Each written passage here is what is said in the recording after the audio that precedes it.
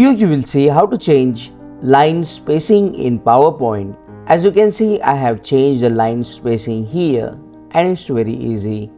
To change the line spacing, click on the text, press and hold the Ctrl key and press A to select all the text. After selecting the text, under the Home tab, you will see the option of line spacing here.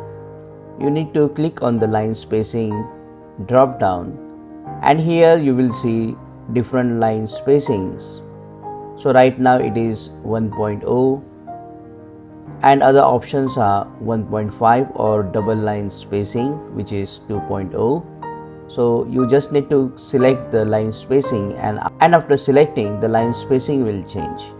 If you want to reduce the line spacing, you can also reduce it according to your need, like this. One more tip, you can click on this AV option and you can tighten the text, or you can use the loose text to change the character spacing. Click on that like button, comment below and let me know if this video solved your problem. And don't forget to check out these useful videos if you want to learn PowerPoint quickly. See you again in the next one.